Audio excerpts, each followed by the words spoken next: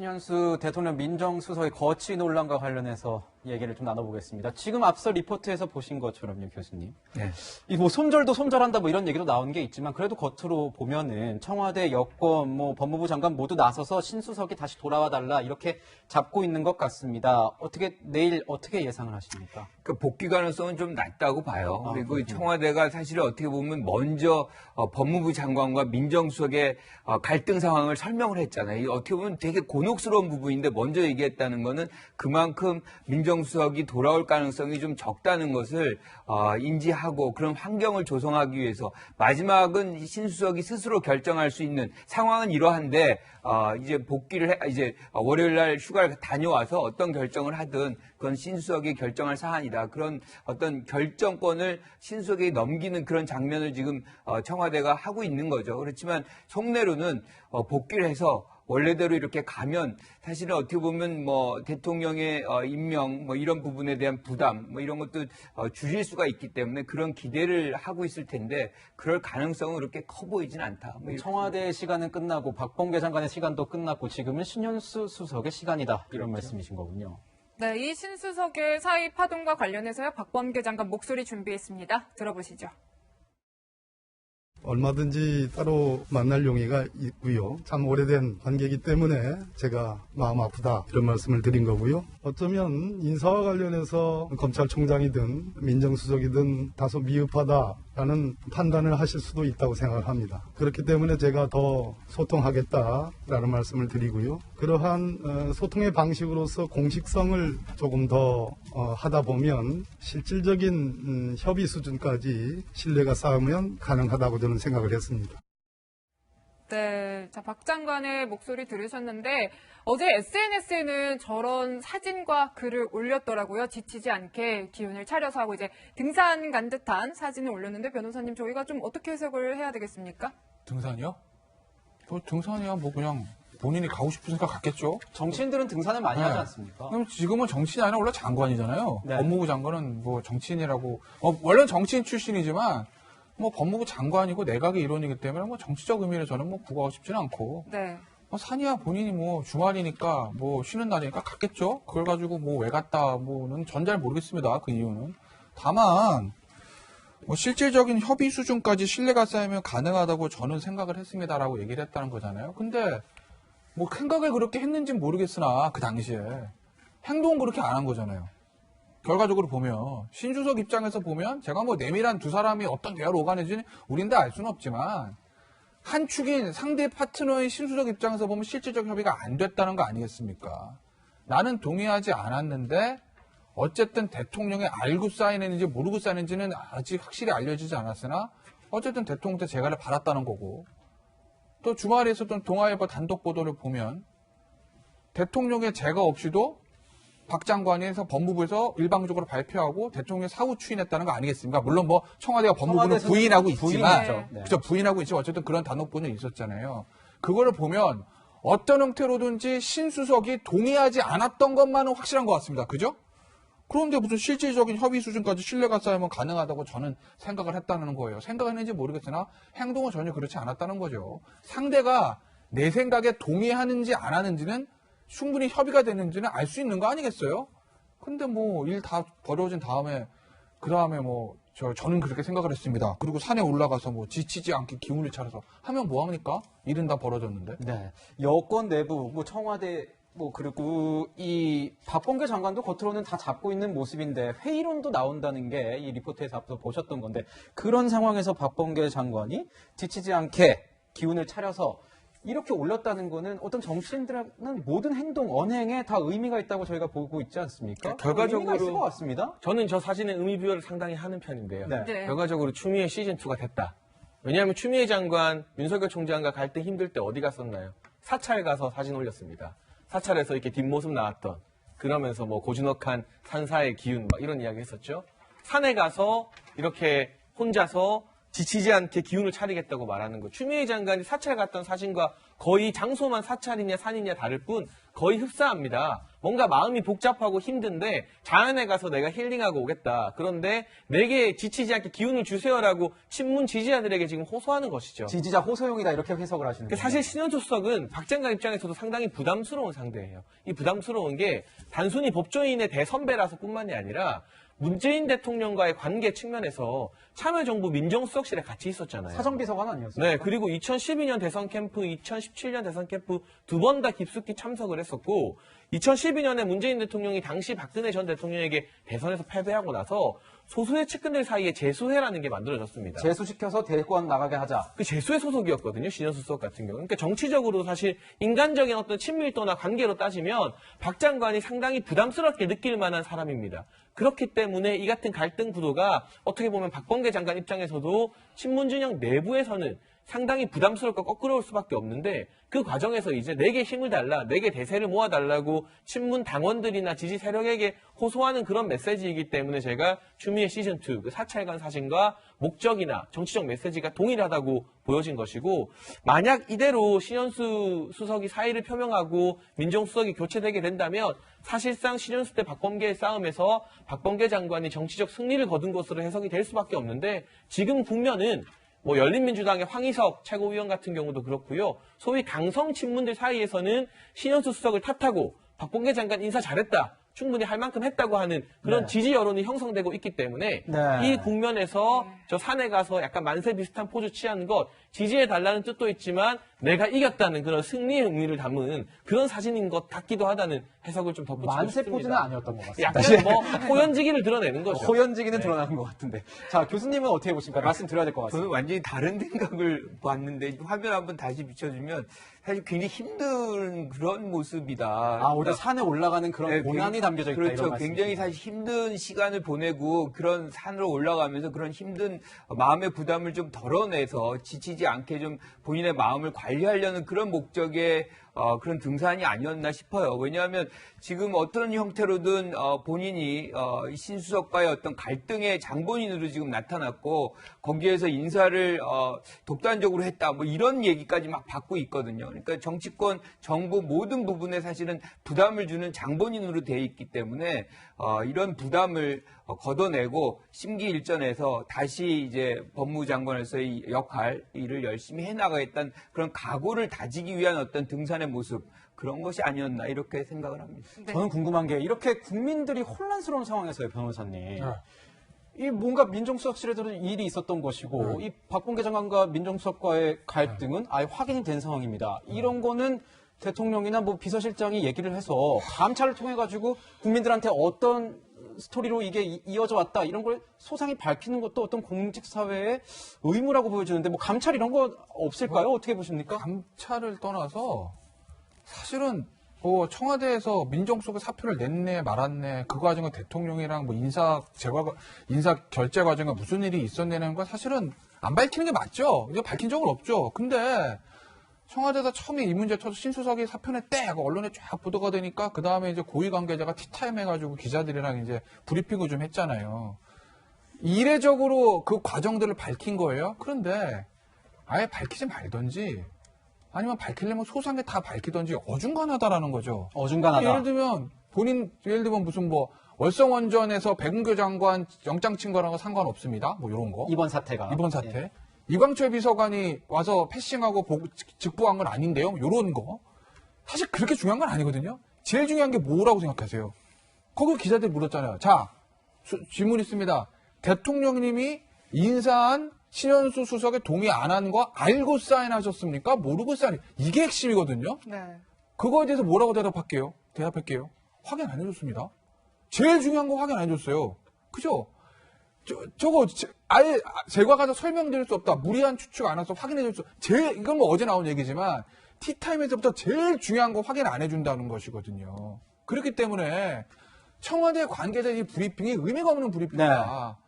밝힐 거면 확실하게 밝혀라. 제일 중요한 그거 아니겠습니까? 대통령이 알고 사인하셨는지 모르고 사인하셨는지 그리고 어제 이제 동아일보에 단독 보도 나왔던 그런 부분들 박범계 장관이 대통령의 제거 없이 그냥 발표하고 나중에 사후 추진받은 이 내용에 대해서도 아니다라는 얘기만 하고 무리한 추측을 하지 말아달라 이런 얘기했거든요. 그럼 언론 보도 중에서 어디까지가 맞고 어디까지가 틀린 건지 정확하게 얘기를 해줘야 되는데 그걸 얘기를 안 하고 핵심은 다 피해간다. 저는 그렇게 보여요, 제 눈에는. 회도난마가 필요한 그런 시점이 아닌가 또 생각이 드는데요. 네, 이런 상황에서 이제 국민의힘은 대통령이 직접 설명을 해야 한다면서 비판을 이어가고 있습니다. 들어보시죠.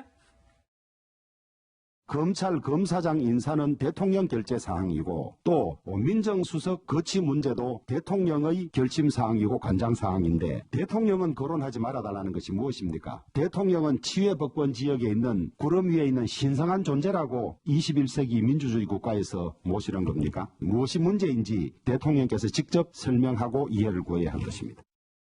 국민의힘이 굉장히 강하게 비판을 하고 있는데 지금 일단 이제 26일로 예정된 국회 운영위에 민정수석을 출석시켜서 무엇이 어떤 상황인지 묻겠다 이런 입장인 거죠? 그런데 26일 이전에 민정수석 사퇴하지 않을까요?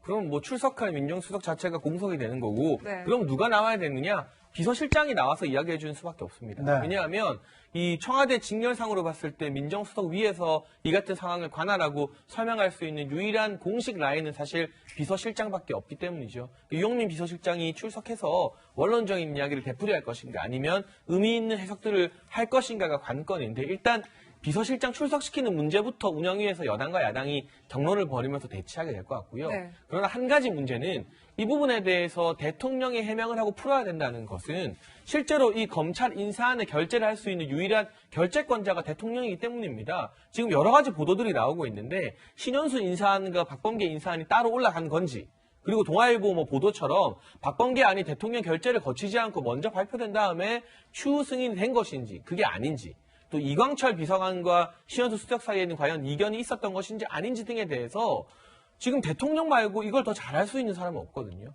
근데 이걸 왜 대통령이 국민들에게 알리고 어느 정도 유감 표명을 해야 되느냐? 2015년에 문재인 당시 새정치민주연합 대표가 박근혜 전 대통령에게 똑같이 요구했었어요. 그때 김기춘 비서실장과 김영한 민정수석 사이에 여러 가지 좀 의견 충돌이 있어서 김영한 수석이 사표 내자 청와대 기강이 땅에 떨어져서 정부 국정이 제대로 안 되는 것 아니냐. 대통령이 직접 나서서 사과해라. 마찬가지로 인물들은 조금 바뀌었지만 민정수석실 내부에 이 같은 이견이 표출되고 국민들이 관심 가지는 걸 보면 이 기강회의 때문에 국정이 제대로 안 되는 것 아니냐. 대통령이 나서서 해결하고 사과하라는 2015년 당시 문재인 대표의 말을 지금 2021년 문재인 대통령에게 그대로 돌려드리는 게 아주 과장된 또는 이상한 상황은 아닌 것 같습니다. 교수님은 어떻게 보십니까? 이 야권에서 얘기하는 대통령이 답해야 한다. 저는 이 부분에까지 대통령이 답한다 그러면 모든 일을 대통령이 다 답하기 시작을 해야 된다. 그러니까 지금 뭐 논란이 분명히 발생한 건 맞습니다. 그리고 박범계 장관과 신수석의 어떤 인사 문제로 인한 어떤 갈등 이런 것들이 있어서 사의 표명이 됐고 이것이 논란이 됐기 때문에 국정에도 부담이 된 것이 사실이지만 문 대통령 여기에서 뭐 10분 단위로 내가 어디까지 뭐 보고를 받았고 어떤 처리를 했다. 이거는 대통령이 나서서 답변할 성질의 것이 아니다라고 네. 봅니다. 그리고 지금 이제 청와대에서도 분명히 얘기를 하고 있잖아요. 그러니까 예컨대 뭐 박범계 장관이 독단적으로 뭐 인사를 처리한 것이 아니다. 그리고 뭐 중간 간부 어떤 인사 문제도 거의 이루어지지 않은 상황인데 인사위원회도 안 열렸잖아요. 그런데 이미 다 된 것처럼 이렇게 얘기가 나오고 보도가 된 것이 적절치 않다라고 얘기를 하고 있어요. 그러니까 이런 부분들은 실무자 뭐 예컨대 소통수석이라든가 대변인들이 정리를 해주면 되는 것이지 이 문제를 갖고서 대통령이 나와서 할 얘기는 아니다. 이렇게 생각합니다. 네, 이런 상황 속에서 이제 곧 있으면은 검찰의 중간 간부 인사가 좀 발표가 될 걸로 보이는데요. 신수석의 사의 표명이 아무래도 좀 영향이 없지 않을 수 없을 것 같고요, 변호사님. 그래서 이제 이번 인사안에 박 장관과 이광철 민정비서관이 주도적으로 역할을 하게 되는 거 아니냐 이런 해석들이 나오거든요. 어떻게 좀 보세요? 근데 이게 지금 수석이 만약에 공석이 되면 사퇴를 해서 공석이 되면 민정비서관이 대리를 하게 되는 겁니까? 어떻게 됩니까? 청와대 그 내부 것까지는 제가 모르겠고 네. 신수석의 사퇴 이런 거 영향 없이 그냥 원래 짜든 안보다 그냥 저는 갈 거라고 봅니다. 네. 왜냐하면은 지난번 검사장 인사 때도 뭐 신수석의 얘기들 윤 총장의 의견들 조금은 반영될 수도 있다. 왜냐하면 대통령께서 신수석을 임명할 때 검찰과 관계 개선을 목적으로 한 것이고 우리 정부의 예를 들어 추미애 장관과 사퇴 때 국민께 송구하다. 윤석열 총장은 우리 정부의 문재인 정부의 총장이다라고 얘기를 쭉 했던 흐름으로 봤을 때 조금은 윤 총장의 의견을 좀 들어주지 않을까라고 예상했는데 아니었거든요. 근데 지금 그 기조가 신수석이 사직서를 냈다고 해서 기조가 바뀌겠습니까? 제가 봤을 때는 뭐 대통령 의사든 청와대 내부의 기조든 여당 강경파 기조든지 간에 어찌된지 대로 강과 온이 있으면 약간의 온 쪽보다 강 쪽으로 가기로 이미 방향을 잡은 거기 때문에 지금 신수석의 사탕으로 그걸 틀긴 쉽지 않을 거예요. 그래서 아마 이번에도 뭐 일각에서는 뭐 신수석의 그래도 이 사태 이것 때문에 좀 부담을 느껴서 뭐 법무부에서 조금은 톤을 다운시키지 않을까라는 관측도 있는 것 같은데 저는 아니라고 봅니다. 네. 아마 그냥 법무부 원안대로 강성 기조로 갈 거예요. 한번 보시죠. 네. 네, 이렇게 지금 드러나고 있는 내부 갈등 관련해서요, 교수님. 네. 이게 결국에는 좀 레임덕의 시작 아니냐, 상징 아니냐 이런 얘기들도 조금씩은 나와요. 교수님은 좀 어떻게 보세요? 저는 레임덕하고는 굉장히 무관한 일이다. 무관한 일입니까? 네. 생각하는데 일단은 이 사건의 핵심은 이 갈등의 핵심은 이성윤 지검장의 거취 문제잖아요. 그러니까 윤석열 총장이 이성윤 지검장의 어떤 거취를 좀 바꿔달라 이런 요구를 했고 그것을 받아들여지지 않는. 그런데 이게 이제 어떻게 보면 굉장히 상징적 인물이거든요. 이성윤 지검장이. 만약에 윤석열 총장의 이 요청에 의해서 다른 어떤 사퇴를 한다거나 다른 어떤 좌천을 시킨다거나 했다면 그때부터 저는 오히려 레임덕이 왔을 것이다. 네. 왜냐하면 진영에서 굉장히 불쾌감을 드러냈을 가능성이 있어요. 왜냐하면 윤석열 총장이 밀린 것이다라고 받아들일 수 있는 것이거든요. 그래서 아하, 그렇군요. 이거는 할 수 없는 인사였다. 그러니까 양보할 수 없는 인사였기 때문에 네. 이거는 지속적으로 이제 이 문 대통령이 지키고 가야 되는 그런 부분인 것이고 레임덕은 거의 저는 불가하다고 보는 것이 지금 입법부가 180석에 가까운 여당 의석수를 갖고 있어요. 그리고 지자체들도 다수를 점유하고 있고 특히나 이제 가장 큰 문제는 레임덕이 발생하려면 힘이 빠져나와서 어디로 가야 됩니다. 차기 권력으로 가는 그렇죠. 경우가 있죠. 그게 이제 레임덕 현상의 이제 시작인데 그럼 지금 어디로 가고 있나요? 갈 데가 있나요? 가려면 예컨대 야당의 후보가 굉장히 지지율이 높아서 가능성을 높여야 되는데 지금 야당 후보들이 뭐 잠재적인 후보 윤석열 총장 포함해서도 그렇게 유력한 후보들이 없단 말이에요.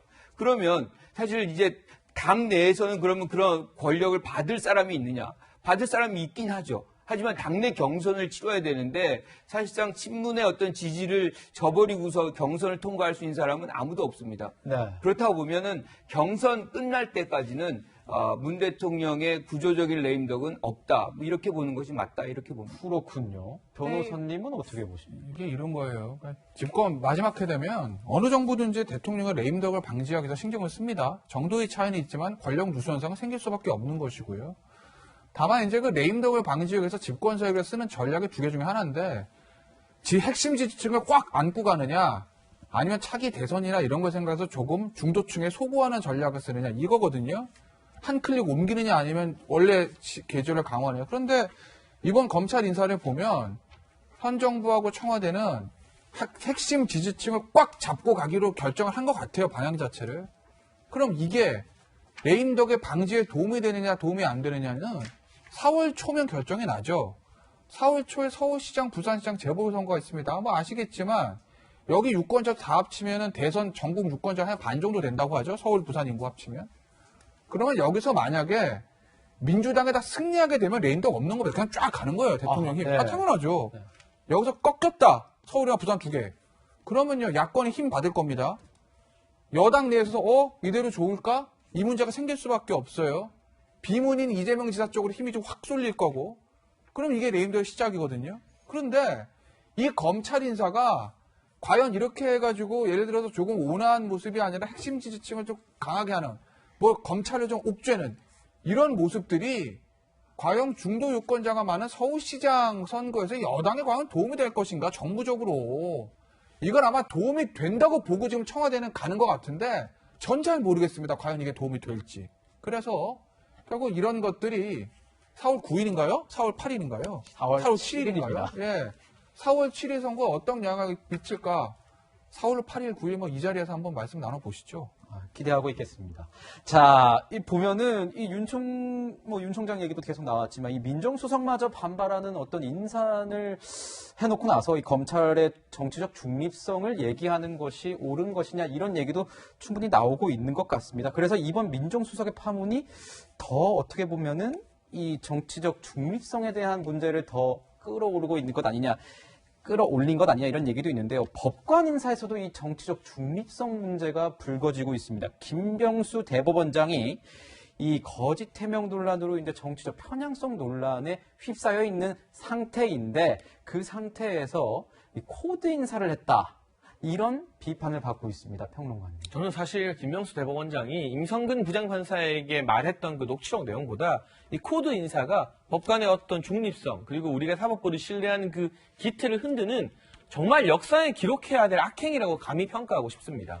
사실 이 법관들 같은 경우는 한 근무지에 3년 이상 근무하지 않고요. 한 재판부 2년 이상 맞지 않는다는 인사 원칙이 있습니다. 그 인사 원칙을 깰 때에는 분명한 기준과 명분이 있어야 되는데 이번에 보면 김미리 판사와 윤종석 판사가 계속해서 서울중앙지법에 남게 됐습니다. 그런데 김미리 판사 어떤 재판 진행하나요? 네. 조국 전 법무부 장관 일가 사건 진행하고요. 네. 청와대 울산시장 선거 개입 의혹 사건, 또 유재수 전 부산시 경제부시장 감찰 무마 의혹 등을 진행합니다. 그런데 이 김미리 판사 같은 경우는 유재수 재판 진행하면서요. 검찰 개혁을 시도한 조 전 장관에 대한 검찰의 반격으로 보는 일부 시각이 있다. 아니 이거 무슨 정치평론가가 할 말이지 이게 어떻게 재판 진행하는 전담 판사가 할 말입니까? 이런 발언으로 무리를 빚었는데 올해로 4년째 계속해서 주요 사건을 하나도 아니고 조국 사건, 울산 사건, 유재수 사건 그러니까 지금 대전에서 맡고 있는 원전 사건 빼면 이 정부에서 아파할 만한 아킬레스건에 해당하는 사건은 혼자 다 떠안고 있는 셈이에요. 그런데 굳이 이 사람을 같은 재판부에 유임시켰다는 것 4년째 이건 뭔가 정치적 의도가 있는 것으로 해석할 수밖에 없고 윤정석 부장판사도 사법농단 관련자인 임종원 전 법원 행정처장 재판을 맡고 있기 때문에 또 올해도록 유임이 되었는데 너무나 코드 인사의 냄새가 짙게 나는 굉장히 법관 신뢰를 떨어뜨리는 그런 인사로밖에 안 보여집니다. 네, 악행이라고 아까 하셨던 것 같은데 그거는 개인적인 어떤 의견이라는 점 저희가 좀 정리를 하고 가야 될 것 같고요. 이런 의견에 대해서는 교수님 어떻게 보십니까? 짧게 좀 부탁드리겠습니다. 그러니까 지금 임기가 2년이 됐고 그것을 이제 하는 것이 관례이기 때문에 거기서 예외가 발생했다 그러면 분명히 이유가 있는 것이죠. 지금 김미래 판사 같은 경우가 거기에 해당이 되는 것 같아요. 그런데 저는 이 맡은 재판의 내용을 좀 볼 필요가 있다. 조국 전 장관이라든가 등등 굉장히 사실 오래 이렇게 끌었던 그런 재판입니다. 누군가가 새로 온다 그러면 사실 이 과정을 다시 다 시작을 처음부터 해야 되는 그런 부담. 그러니까 시간적으로 굉장히 길어지는 그런 이 부작용이 있기 때문에 저는 이걸 빨리 끝내기 위한 어떤 그런 목적의 일환이 아니었나 이렇게 생각을 하고 또 한 가지는 이런 편향성을 줄이기 위해서 사실은 이 김미래 재판부를 대등 재판부로 만들었거든요. 그러니까 혼자서 뭔가를 결정할 수가 없습니다. 그러니까 같이 이렇게 합의하에만 할 수 있는 그런 재판부이기 때문에 부장판사. 그렇죠. 네. 그래서 실질적으로 독주를 할 수 있는 독단적인 어떤 결정을 내릴 수 없다는 것이고 어쨌든 김명수 대법원장의 문제는 사실은 뭐 이렇게 코드 인사가 있었다 그러면 그 부분도 비판을 받아야 되겠지만 지금 우리가 논란을 막 이렇게 보면 양승태 대법원 때는 없었는가 그리고 그때 이렇게 논란을 갖고서 우리가 논의를 한 적이 있는가 형평성의 문제도 좀 생각을 해볼 필요가 있겠다 이렇게 생각합니다. 근데 이런 얘기들을 하세요. 그러니까 이제 보면 4년, 6년 뭐 법에 불법이라기보다는 관례에 어긋난 거죠. 그런데 큰 재판이 있으면 이거 한 달만 더 하면 끝나는데 재판장 바꾸면은 처음부터 해야 되니까 그러니까 좀 계속 임기가 더 있게 된 거예요. 이 재판 때문에 마무리 이런 얘기들 하시는데 근데 이제 이게 김경수 경남지사 항소심 때 보면 당시에 재판 거의 다 끝났었어요. 변론 종결하고 선고만 남았는데 다시 이제 변론 재개됐거든요. 그러면 저 재판장 바뀝니다. 그래서 아니 조금만 더 하면 끝인데 왜 바꾸세요? 이 재판장이 유죄의 심정을 가지는 것 같으니까 바꾸는 거 아닙니까? 라고 이런 의혹에 대해서 당시 이제 대법원과 법원에서 얘기는 정기 인사인데요? 이렇게 했다고요.